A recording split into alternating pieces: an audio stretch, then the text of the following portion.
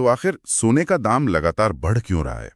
ये एक ऐसा सवाल है जो आजकल मुझे लगता है हर किसी के मन में घूम रहा है। चाहे कोई निवेशक हो जो अपने पोर्टफोलियो को देख रहा है, या फिर कोई आम परिवार जो घर में शादी ब्याह के लिए सोना खरीदने की सोच रहा है। बिल्कुल। और ये सवाल सिर्फ कीमत का नहीं है ना, ये भरोसे का भी सवाल है। हाँ। सदियों से सोना हमारी बचत का, हमारी सुरक्षा का प्रतीक रहा है, और जब उसकी कीमत इतनी तेजी से बढ़ती है तो लोगों के मन में उत्सुकता और थोड़ी चिंता दोनों होती हैं। सही बात है। हर उछाल के पीछे एक कहानी छिपी होती है, और आज हम उसी कहानी की परतों को खोलने की कोशिश करेंगे। बिल्कुल। और इसी कहानी को समझने के लिए आज हमारे पास निवेश गुरु हिंदी का एक बहुत ही सरल और साफ विश्लेषण है।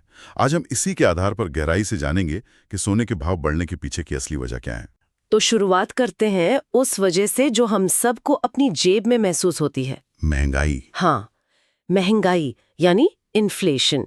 हम सब जानते हैं कि महंगाई का मतलब है चीजों का महंगा होना, लेकिन सोने के संदर्भ में इसका मतलब और भी गहरा है। हाँ। इसे ऐसे समझिए, जब महंगाई बढ़ती है तो इसका सीधा सा मतलब है कि आपके 100 रुपए का नोट आज जितना सामान खरीद सकता है कल उससे कम खरीद पाएगा। पैसे की वैल्यू कम हो रही है। एग्जैक्टली। आपके पैसे की ताकत घट रही है। ऐसे में लोग एक ऐसी चीज की तलाश करते हैं जिसकी अपनी एक, कह सकते हैं, आंतरिक कीमत हो। अच्छा। जो किसी सरकार के नोट छापने से कम या ज्यादा न हो, और वो सोना ही है। हजारों सालों से। हाँ, हजारों सालों से वो मूल्य का भंडार रहा है। तो जब लोगों को अपनी करेंसी पे भरोसा थोड़ा कम होने लगता है तो वो सोने की तरफ भागते हैं। ये एक तरह से पैसे की घटती ताकत के खिलाफ एक बीमा पॉलिसी खरीदने जैसा है। लेकिन एक सवाल आता है मन में, कई लोग कहेंगे कि जब शेयर बाजार 15-20% का रिटर्न दे रहा है तो फिर कोई सोने में पैसा क्यों लगाएगा जहां रिटर्न इतना निश्चित नहीं है। बहुत अच्छा सवाल है, और यहीं पर हमारा दूसरा बिंदु आता है। अच्छा। ब्याज दरों का खेल। देखिए, शेयर बाजार ज्यादा रिटर्न देता है, लेकिन उसमें जोखिम भी उतना ही ज्यादा होता है। सही है।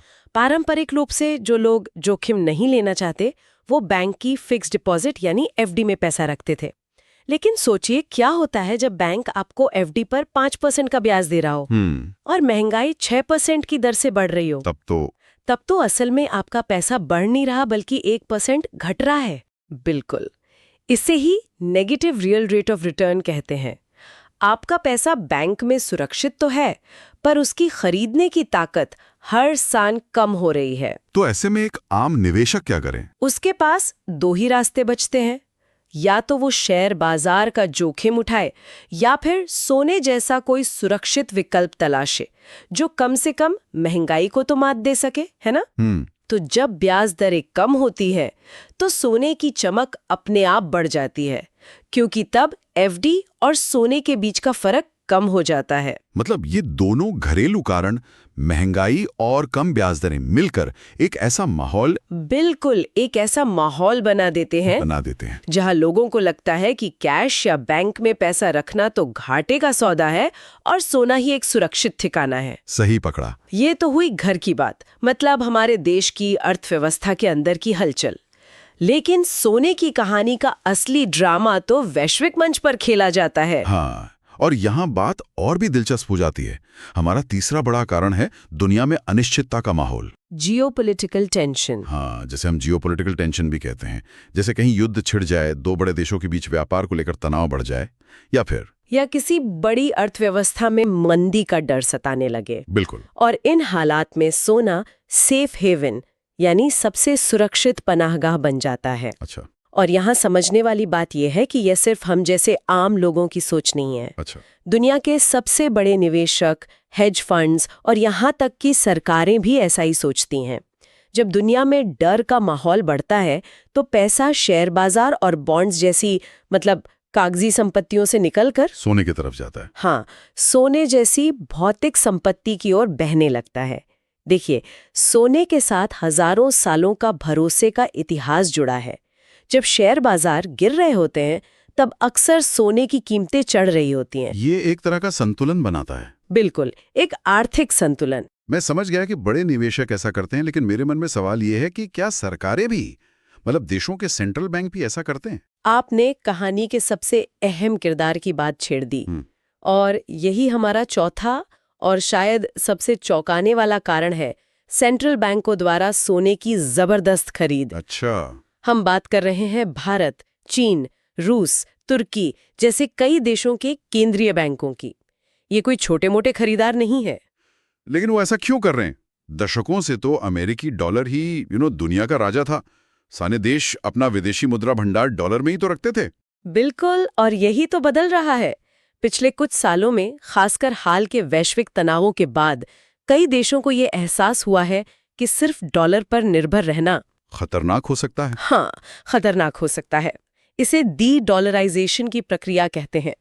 देश अपनी अर्थव्यवस्था को किसी एक देश की मुद्रा और उसकी नीतियों का बंधक नहीं बनाना चाहते। तो डॉलर का विकल्प क्या है? सबसे अच्छा विकल्प सोना। स्रोत के अनुसार सिर्फ 2023 में दुनिया भर के केंद्रीय बैंकों ने 1000 टन से ज्यादा सोना खरीदा। 1000 टन? जी हाँ, जो अपने आप में एक रिकॉर्ड है। अब आप सोचिए, जब इतने बड़े और ताकतवर खरीदार लगातार बाजार से सोना उठा रहे हों, तो कीमतों पर क्या असर पड़ेगा? जाहिर है, दाम तो आसमान छुएंगे ही। ये तो ऐसा हुआ कि बाजार में पहले से ही खरीदार थे और अब कुछ बहुत बड़े खिलाड़ी भी उसी चीज को खरीदने की होड़ में शामिल हो गए हैं। हाँ, और जब हम डॉलर से निर्भरता कम करने की बात कर ही रहे हैं, तो हमें डॉलर रुपए के अपने समीकरण को भी समझना होगा, जिसका असर सीधे भारत में सोने के दाम पर पड़ता है। और ये हमारा 5वां बिंदु है। इसे थोड़ा सरल भाषा में समझाइए। जरूर। देखिए, अंतर्राष्ट्रीय बाजार में सोने का व्यापार डॉलर में होता है। ठीक है। यानी सोने की कीमत प्रति औंस डॉलर में तय होती है। जब हम भारत में सोना आयात करते हैं, तो हमें उसकी कीमत डॉलर में चुकानी पड़ती है। अब एक उदाहरण लेते हैं। मान लीजिए अंतर्राष्ट्रीय बाजार में सोने का दाम स्थिर है, बदला नहीं है। ओके। लेकिन डॉलर के मुकाबले हमारा रुपया कमजोर हो गया। यानी पहले जहां $1 खरीदने के लिए हमें 80 रुपए देने पड़ते थे, अब 83 रुपए देने पड़ रहे हैं। तो इसका मतलब हुआ कि हमें उतनी ही सोने के लिए अब अपनी जेब से ज्यादा रुपए खर्च करने पड़ेंगे। बिल्कुल। भले ही दुनिया में उसका दाम ना बढ़ा हो। एकदम सही। इसी वजह से कई बार हम देखते हैं कि वैश्विक बाजार में सोने की कीमत थोड़ी गिरी है, लेकिन भारत में फिर भी बढ़ गई, क्योंकि उस गिरावट को रुपये की कमजोरी ने बेअसर कर दिया। अच्छा। इसलिए भारत में सोने का भाव हमेशा 2 चीजों का मिश्रण होता है, सोने की अंतर्राष्ट्रीय कीमत और डॉलर रुपये की विनिमय दर। तो अब तक हमने 5 बड़ी वजहें समझी हैं। देश के अंदर महंगाई और कम ब्याज दरें, और वैश्विक स्तर पर अनिश्चितता का माहौल, सेंट्रल बैंकों की रिकॉर्ड खरीदारी और डॉलर रुपए का समीकरण। हमने वैश्विक ताकतों की बात की, लेकिन भारत में तो सोने का एक अपना अलग ही समीकरण है ना? हाँ, और ये एक ऐसा अनोखा कारक है जो भारत के सोने के बाजार को दुनिया से अलग करता है। ये हमारा छठा और आखिरी बिंदु है। क्या है वो? हमारी सांस्कृतिक और त्योहारी मांग। मतलब शादी ब्याह और त्योहारों वाली मांग। जी हाँ। मुझे याद है, मेरे घर में हमेशा कहा जाता था कि मुश्किल वक्त के लिए सोना ही सच्चा साथी है। आज इन वैश्विक कारणों को समझकर लग रहा है कि वो बात कितनी सही थी। आपकी ये बात इस मुद्दे के दिल को छूती है। भारत में सोना सिर्फ एक निवेश नहीं है, ये हमारी संस्कृति, हमारी परंपरा और हमारी भावनाओं का हिस्सा है। सही है। यहाँ शादी ब्याह सोने के बिना अधूरे हैं।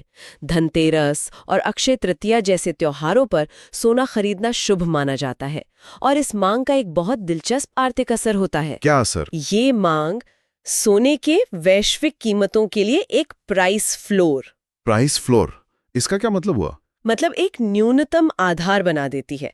इसका मतलब है कि जब दुनिया के दूसरे हिस्सों में, जैसे कि पश्चिमी देशों में, सोने की मांग कमजोर होती है, तब भी भारत की ये सांस्कृतिक मांग कीमतों को एक हद से ज्यादा गिरने से रोकती है।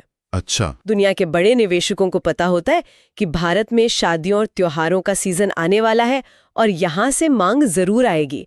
तो ये एक ऐसी लगातार चलने वाली मांग है जो साल दर साल बनी रहती है और कीमतों को एक सहारा दिए रहती है। बिल्कुल। वाह, मतलब हमारी परंपराएं असल में सोने की वैश्विक कीमतों को भी प्रभावित करती हैं। यह सच में एक गहरी बात है। तो इन सब वजहों को समझने के बाद सवाल वही है, क्या इस बढ़ी हुई कीमत पर अभी सोना खरीदना सही फैसला है? ये $1 मिलियन का सवाल है, और इसका कोई एक सीधा जवाब नहीं हो सकता, क्योंकि ये हर व्यक्ति के वित्तीय लक्ष्य, उसकी उम्र और जोखिम लेने की क्षमता पर निर्भर करता है। हमारे स्रोत में भी इसी बात को बहुत संतुलित तरीके से समझाया गया है। वहां निवेश को समय के हिसाब से बांटा गया है। अगर कोई लंबे समय के लिए, मतलब 5 से 10 साल या उससे ज्यादा के लिए निवेश करना चाहता है, तो सोना आज भी एक अच्छा विकल्प हो सकता है। लेकिन एक मुश्त नहीं। हाँ, सलाह ये है कि एक साथ सारा पैसा ना लगाएं। थोड़ा थोड़ा करके एक एसआईपी की तरह निवेश करना ज्यादा समझदारी है। हाँ, एसआईपी वाला तरीका यहाँ बहुत कारगर है। इसे रुपी कॉस्ट एवरेजिंग कहते हैं। अच्छा, जब दाम कम होते हैं तो आप उसी पैसे में ज्यादा सोना खरीद पाते हैं, और जब दाम ज्यादा होते हैं तो कम। लंबे समय में आपकी खरीद की औसत कीमत संतुलित हो जाती है। और बाजार के उतार चढ़ाव का जोखिम भी काफी हद तक कम हो जाता है। बिल्कुल। और शॉर्ट टर्म मुनाफे के बारे में क्या? अगर कोई सोचे कि आज खरीद कर कुछ महीनों में बेच दूंगा। इसके लिए स्रोत साफ तौर पर चेतावनी देता है, ये बहुत जोखिम भरा हो सकता है। कीमतें जितनी तेजी से ऊपर गई हैं, किसी भी छोटी मोटी अच्छी खबर से उतनी ही तेजी से नीचे भी आ सकती हैं। शॉर्ट टर्म ट्रेडिंग अटकलबाजी के दायरे में आ जाती है। सही बात। सोना एक लंबी अवधि की संपत्ति है, कोई लॉटरी का टिकट नहीं। तो फिर सबसे सही रणनीति क्या है? स्रोत के मुताबिक सबसे सही रास्ता है डाइवर्सिफिकेशन। हाँ, यानी अपने निवेश को अलग अलग जगहों पर बांटना। और यह निवेश का सबसे बुनियादी और सुनहरा नियम है। अपने सारे अंडे एक ही टोकरी में ना रखें। इसका मतलब है कि अपनी सारी बचत सिर्फ सोने में या सिर्फ शेयर बाजार में या सिर्फ एफडी में नहीं डालनी चाहिए। एक संतुलित पोर्टफोलियो। हाँ, एक संतुलित पोर्टफोलियो बनाना जरूरी है। सोना आपके पोर्टफोलियो का वो एंकर है जो तूफान में जहाज को स्थिर रखता है। ये शायद आपको सबसे तेज आगे ना ले जाए, पर डुबाएगा भी नहीं। सही कहा। थोड़ा पैसा सोने में, थोड़ा इक्विटी यानी शेयर बाजार में, और थोड़ा एफडी जैसे सुरक्षित विकल्पों में। इससे आपका पोर्टफोलियो हर तरह के मौसम का सामना करने के लिए तैयार रहता है। बिल्कुल। सोना एक टीम के डिफेंसिव खिलाड़ी की तरह है, जो आपकी टीम को हारने से बचाता है, लेकिन शायद हमेशा मैच नहीं जिताता। मैच जिताने के लिए आपको दूसरे आक्रामक खिलाड़ियों जैसे इक्विटी की भी जरूरत होती है। तो आज की चर्चा का सार यही है। हमने सोने के दाम बढ़ने के पीछे की 6 बड़ी वजहों को समझा। महंगाई का दबाव, वैश्विक अनिश्चितता, सेंट्रल बैंकों की जबरदस्त खरीदारी, डॉलर के मुकाबले रुपए की चाल, कम ब्याज दरें, और आखिर में भारत की अपनी त्योहारों और शादियों की कभी न खत्म होने वाली मांग। और हमने ये भी समझा कि ऐसे माहौल में निवेश का सबसे समझदारी भरा तरीका लंबी अवधि की सोच और डाइवर्सिफिकेशन है। लेकिन ये सारी बातें एक बड़े और थोड़े असहज करने वाले सवाल को जन्म देती हैं, जिस पर सोचना जरूरी है। और वो सवाल क्या है? जिस तरह सोने की कीमतें बढ़ रही हैं, उसे देखते हुए ये सोचना लाजमी है कि सोना क्यों बन रहा है गरीब का दुश्मन और अमीर का दोस्त।